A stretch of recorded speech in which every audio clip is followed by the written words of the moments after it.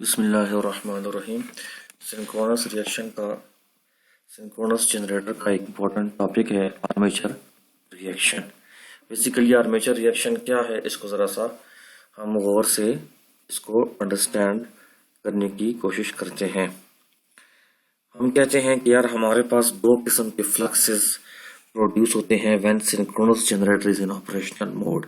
ठीक है, synchronous generation पे जब ऑपरेशनल मोड है तो load may be pure residential या डोमेस्टिक, लोड में बी प्योरली इंडक्टिव, लोड में बी प्योरली कैपेसिटिव। तीन केसेस हैं, इस पर डिस्कस करते हैं। रेजिस्टिव लोड ज़्यादा होगा तो ज़्यादातर डोमेस्टिक लोड की तरफ जाएगा।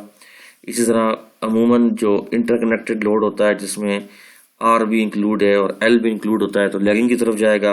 और कैपेसिटिव लोड जो होते हैं वो बेसिकली होते तो कम हैं, लेकिन ये है कि वो लीडिंग पावर फैक्टर की तरफ सिस्टम की इम्प्रूवमेंट करते हैं। ठीक है, अब इसकी तरफ आते हैं। जब सिंक्रोनस जनरेटर आपस में वर्किंग मोड में है तो इसके अंदर दो किस्म के फ्लक्स पैदा होंगे। ठीक हो गया जी। एक फ्लक्स पैदा होगा रोटर का फ्लक्स, उस रोटर के फ्लक्स को कहेंगे मेन फ्लक्स। ठीक है, दूसरा फ्लक्स जो पैदा होगा वो प्रोड्यूस होगा आर्मेचर का फ्लक्स। ठीक हो गया, उसे हम कहेंगे आर्मेचर फ्लक्स या स्टेटर फ्लक्स। ठीक है जी। जब रोटर फ्लक्स पैदा होता है जो मेन फ्लक्स है φ1 है, उसे हम कहते हैं φ1। और जो स्टेटर का जो फ्लक्स पैदा होता है उसे हम कहते हैं φ2। ठीक है जी। तो what is the effect of φ1 on φ2? पहले φ1 पैदा होता है, φ1 की वजह से φ2 पैदा होता है। और हमने लेंजेस लॉ में पढ़ा है कि हमेशा जो न्यू एंटिटी होती है अपनी कॉज को क्या करती है, अपोज करती है। तो हम कहते हैं कि द इफेक्ट ऑफ φ2 ऑन φ1 और the effect of armature flux on the rotor flux is called as armature reaction. ठीक है, ये तीन केसेस हम पहले डिस्कस करते हैं कि यूनिटी पावर फैक्टर है, लैगिंग पावर फैक्टर है, लीडिंग पावर फैक्टर है। उस वक्त सिंक्रोनस जनरेटर की फेजर डायग्राम कैसी होगी। फॉर एग्जांपल चलो यूनिटी पावर फैक्टर है, हम ये डिस्कस करते हैं कि let's consider that φ1 is produce. सबसे पहले रोटर का फ्लक्स पैदा होगा φ1। ठीक है जी। रोटर के फ्लक्स के बाद हमारे पास पैदा होगा आर्मेचर का फ्लक्स जिसे रोटेटिंग मैग्नेटिक फील्ड का फ्लक्स कहते हैं। ठीक है जी, ये बाद में पैदा होता है, इसके लिहाजा इसमें एंगल है 90 डिग्री का डिले आएगा। ठीक है जी।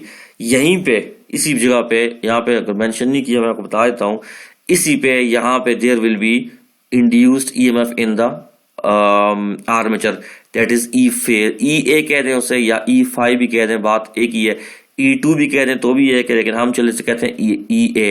EA will be along φ2। EA will be across φ2 और यहां पर हमारे पास करंट पैदा होगा IA। EA के बाद क्या पैदा होगा, IA। ठीक है, ये हमारे पास केस है जी यूनिटी पावर फैक्टर का। ठीक है, इसके बाद हमारे पास लैगिंग पावर फैक्टर है।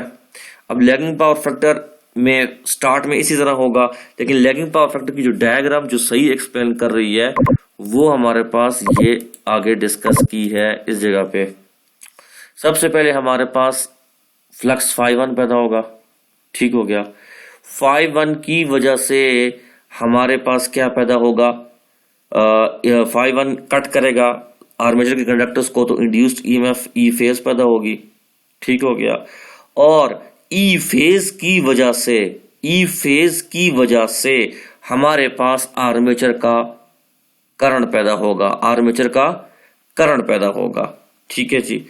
अब ई फेज इज या E A is independent quantity and I is dependent quantity और इंडक्टिव सर्किट है। The voltage leads current by an angle of 90 degrees. ठीक है जी, पहली बात। दूसरी बात, φ1 is the main flux, so φ1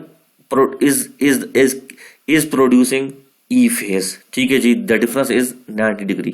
ठीक है, अब तवज्जो के साथ दूसरी बात सुनिएगा। This IA is the armature current. ठीक है जी, this armature current will produce its field that is called as the armature field और the armature flux that will be along the same axis of IA। ठीक है जी। तो हम यहाँ पे ये देखेंगे कि the φ1 and φ2 are at an angle of 180 degree in lagging power factor case. Lagging power factor में आप ये देखें कि ये बिल्कुल 180 डिग्री आउट ऑफ फेज हो जाते हैं, फाई 1 भी और फाई 2 भी और आई ए भी। Why? Because the load is inductive and we have a lagging power factor case. पहली बात, ठीक है जी, यहां से हम लैगिंग पावर फैक्टर पहले देखते हैं। अब आ जाएगा जी leading power factor. Leading power factor में हमारे पास जो डायग्राम है, पहले हम पास फ्लक्स प्रोड्यूस होता है फाई 1, ठीक है जी।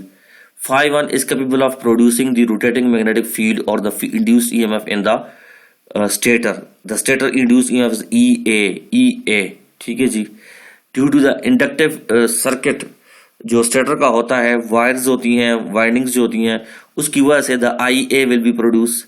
This IA will lag EA by 90 degree और EA leads IA by an angle of 90 degree, ठीक है। Since the circuit is capacitive,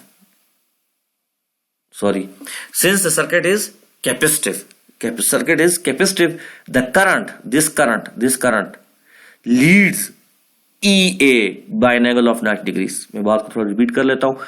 सबसे पहले हमारे पास जो है वो फाई 1 प्रोड्यूस होगा, ठीक है। Phi 1 will produce E phase, ठीक है जी। E phase will produce IA, ठीक है। But it is a leading power factor case. In leading power factor case IA lead करेगा EA by an angle of 90 degree. Why? Because we have a leading power factor, a capacitive load here. As compared to, let's see the inductive again. As compared to inductive load, this E phase was producing IA, but this IA was lagging EA by 90 degree. यहाँ पे आया है तो lagging है, इधर था तो हमारे पास लीडिंग होगा। विद रिस्पेक्ट टू हम इस एंगल को देख रहे हैं, याद रखिएगा। ये हमारे पास पहले IA आया है, बाद में पैदा हुआ है, लेकिन ये दूसरे एक्सिस पे है, दैट्स वाई।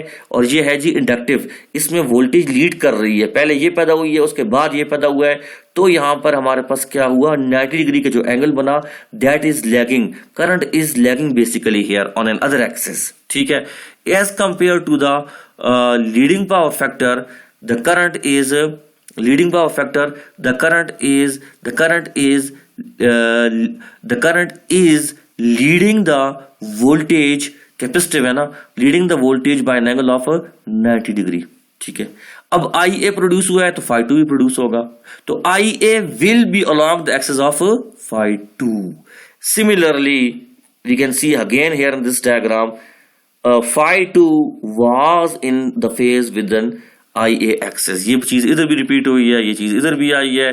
सेम हमारे पास जो है इस केस में भी है, जो यूनिटी पावर फैक्टर है। यहां पर फाई 1 पैदा हुआ है, ठीक है जी। ये हमारे पास क्या पैदा हुआ है, phi 2। This phi 2 is will be producing E phase. यहाँ पे ई फेज आ जाएगा, जो फाई 2 इसका एक्सिस है तो IA भी यहाँ पे हो जाएगा, ठीक है। क्योंकि रेजिस्टिव है, current and voltage, current and the voltage voltage R में यूनिटी पावर फैक्टर है, तो unity factor V and I both will be in phase. यहाँ पे फेज होगा, उनमें एंगल नहीं होगा। ये फेज में, ये सारे फेज में होगा। यहाँ पे इधर एरो बना ले, एक EA हो जाएगा, यहाँ पे एक और एरो बना ले, IA हो जाएगा, ठीक है। ये लैगिंग है, इंडक्टिव है, ये लीडिंग है, हमारे पास तो कैपेसिटिव है, ठीक है। अब हमने यहाँ पे इस चीज को डिस्कस करने से पहले जनरली ये एक केस डिस्कस कर लेते हैं, यही लीडिंग, लैगिंग और यूनिटी पावर फैक्टर के केसेस। फॉर एग्जांपल हम ये कहते हैं कि ये रोटेटिंग मैग्नेटिक फील्ड के पोल्स हैं स्टेटर के नॉर्थ और साउथ। जो पहले पोल आएगा, जो पहले पोल की टिप आएगी, उसे हम कहते हैं लीडिंग पोल टिप। यहाँ से वेव फॉर्म गुजरेगी, हम कहते हैं यहाँ वेव फॉर्म बनेगी, तो हम कहते हैं ये लीडिंग है, ठीक है जी, शुरू होने वाला। ये ट्रेलिंग है, ये बाद में आता है, तो ये ट्रेलिंग पोल टिप हो गई। So north will be a leading pole tip और south will be a trailing pole tip, ठीक है जी। हम इस केस में यूनिटी पावर फैक्टर में कहते हैं कि हमारे पास सबसे पहले क्या प्रोड्यूस होता है, मेन फ्लक्स। ये देखें, साइनोसाइडल बिहेवियर है इसका, पूरा का पूरा 360 डिग्री के साथ इसका एंगल बनता है, that is called as the main flux. ये हमारे पास मेन फ्लक्स है रोटर का, ये हम देखते हैं φ1 प्रोड्यूस हो रहा है। ठीक है जी, φ1 के बाद डिले है 90 डिग्री का, जो हम डिस्कस कर चुके हैं अभी। ये देख लें इस डायग्राम के अंदर, दोबारा लिखते हैं।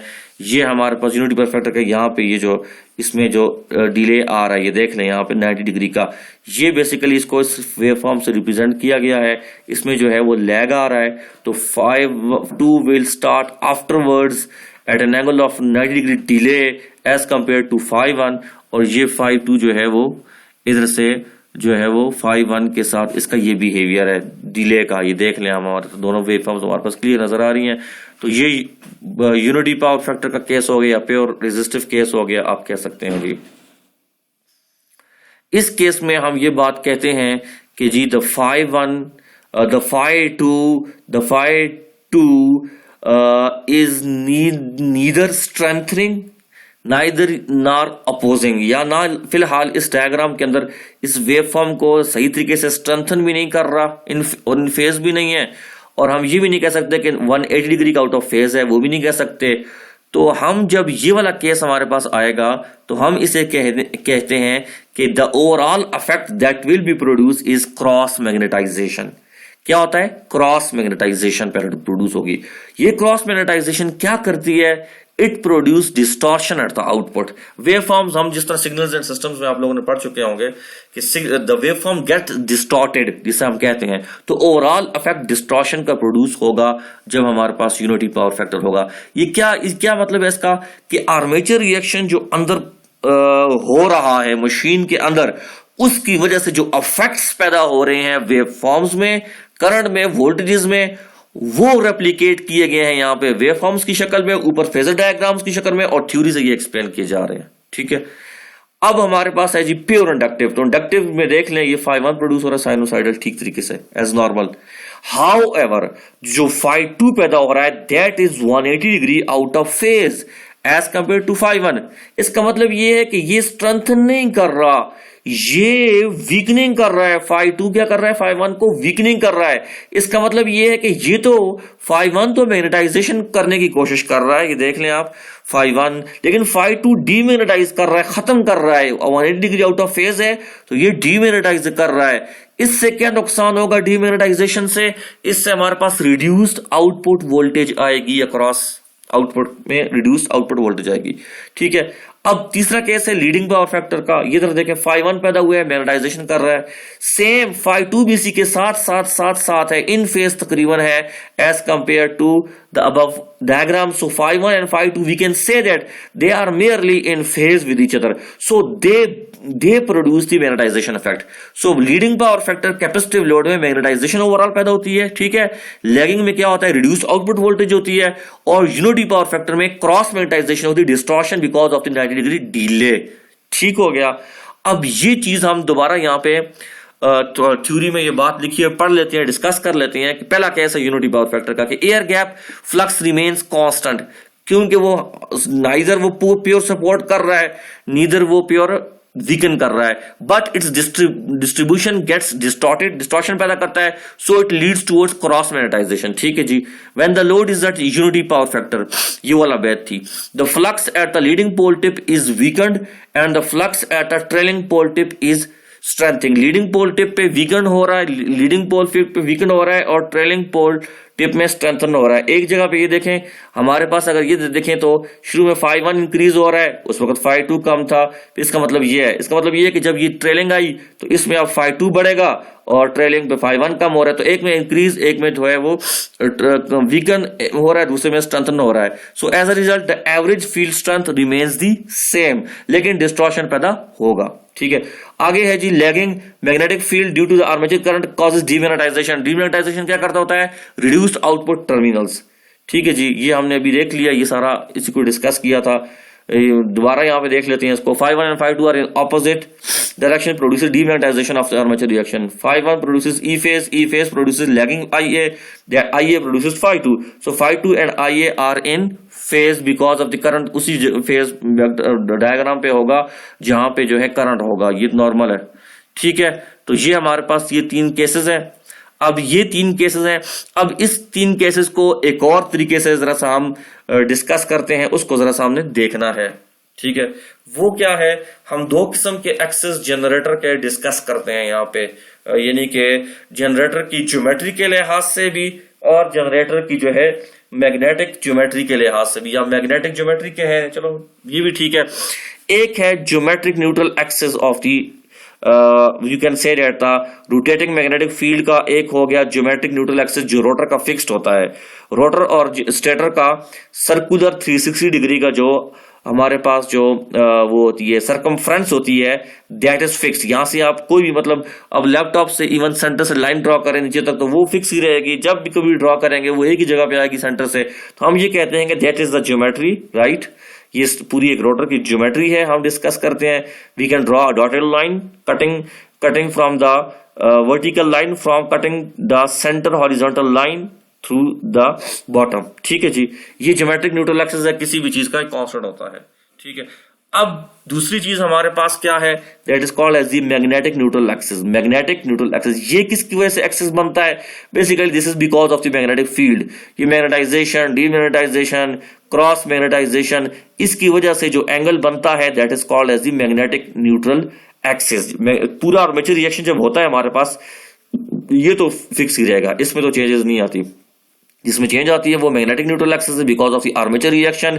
तो ये कभी इस जगह इस एंगल पे जाएगा, कभी हम इसे देखेंगे जरा सा ये इधर चला जाएगा, कभी हम देखेंगे ये नीचे जाएगा, कभी हम ये देखेंगे ये बैकवर्ड जाके इसके साथ कॉन्साइड करेगा, ये याद रखिएगा। तो कॉन्साइड भी कर सकता है, इससे आगे लीड भी कर सकता है, और बास केसेस में ये लैग भी कर सकता है, लेकिन this angle remains same how the variation comes in MNA. ठीक हो गया पहली बात। हम कहते हैं उसको समझते हैं, अंडरस्टैंड करते हैं। उससे पहले हम देखते हैं, हम दो किस्म के फ्लक्सेस डिस्कस कर चुके हैं। एक हो गया मेन फ्लक्स OFM, MMF पैदा हो गया उसका, ठीक हो गया जी, वेक्टर। दूसरा हमारे पास है स्टेटर का फ्लक्स φ2, ये φ1 था, ये क्या था φ2 OFA, आर्मेचर का MMF। ठीक है जी, sum of main flux and sum of armature flux is the resultant flux that is OF। The angle made by the φ1 with respect to the resultant is theta. ठीक है, ये भी हो गया। अब हम क्या करते हैं, we are interested in the armature reaction, और हम ये इसमें इंटरेस्टेड हैं कि what's going on inside the armature. हम कहते हैं कि आर्मेचर के अंदर भी जो इफेक्ट्स हैं वो दो पैदा हो रहे हैं। एक पैदा हो रहा है क्रॉस मैग्नेटाइजेशन और दूसरा पैदा हो रहा है डीमैग्नेटाइजेशन। क्रॉस को C से डिनोट करते हैं, डीमैग्नेटाइजेशन को D से डिनोट करते हैं। हम कहते हैं कि the OFA armature flux MMF और the vector is equal to sum of cross magnetization vector OFC plus the demagnetization vector OFD. So एक है गया OFC, दूसरा हो गया OFD. The resultant is the armature flux FA, so OFA. The angle made by the OFD with respect to resultant is theta. ठीक हो गया। अब ये बात, ये डायग्राम आपको पता होनी चाहिए। तो आप आर्मेचर रिएक्शन के बारे में कह सकते हैं कि थीटा लीड करता है, थीटा लैग करता है, थीटा क्या करता है, उससे क्या इफेक्ट पड़ता है। ठीक है जी, फॉर एग्जांपल हम ये कहते हैं what happens when theta is equal to zero, when happens when theta is equal to zero. अब ये देखें कि यहां पर अगर थीटा जीरो आ जाता है तो it means that theta exist नहीं कर रहा। मतलब ये है कि MNA is in the coinciding direction with respect to GNA. Theta is equal to 0, both coincides, MNA coincides with GNA. So अब ये कैसे पता चलेगा क्या होता है, थीटा यहाँ पे 0 कर दें, थीटा के परपेंडिकुलर क्या, ये परपेंडिकुलर है, ऑपोजिट क्या होगा, परपेंडिकुलर हो गया। ठीक है जी। अब when theta is 0, so कौन सा कंपोनेंट थीटा का जब 0 होता है मैक्सिमम होता है, cosine of 0 is 1 and sine vertical क्या होता है इज वर्टिकल कंपोनेंट क्या होता है हमारे पास, वर्टिकल कंपोनेंट जो है साइन ऑफ 0 इज 0। ठीक है जी, और साइन 0 इज 0। तो हमारे पास जो है थीटा इज 0, सो ये हमारे पास क्या होगा जी, परपेंडिकुलर कंपोनेंट हो गया, ये हॉरिजॉन्टल कंपोनेंट हो गया हमारे पास। ठीक हो गया, या इसको कह लें हम, हाँ ये हमारे पास कौन सा कंपोनेंट हो गया जी, its looks like a horizontal component and it's a downward vertical component. ठीक है, सो जब थीटा इज इक्वल टू 0 हो गया, बल्कि इसको इस तरह करेंगे कि resolve this triangle into two components, one is sine of theta, ठीक है, दूसरा क्या होगा कोसाइन ऑफ थीटा। ठीक है, तो जब हम ये रिजॉल्व करेंगे तो एक हमारे पास वेक्टर ओ एफ सी आ जाएगा की फॉर्म में आ जाएगा, जो इसके बराबर होगा length of this is O equal to O F C. दूसरा हमारे पास वर्टिकल कंपोनेंट होगा ओ एफ डी, तो इसके साथ भी रिजॉल्व हो जाएगा, इसके साथ भी रिजॉल्व हो जाएगा। थीटा पुट करेंगे तो क्रॉस मैग्नेटाइजेशन कंपोनेंट आ जाएगा, दूसरा जीरो हो जाएगा। और जब M N A is equal to sorry when ये वो वाला केस था जब M N A coincides with G N A, that was this case, ये वाला ये इसके साथ है, ठीक है। व्हेन थीटा इज 90 डिग्री, ठीक है जी, theta is equal to 90 degree. For example theta ने इंक्रीज हुआ, lead M N A, for example you can say M N A leads G N A by an angle of 90 degree, तो फिर 90 के साथ sine of 90 is 1, so F D component will be present, ठीक है। इसको इस तरह इस टॉपिक को हम अंडरस्टैंड करेंगे।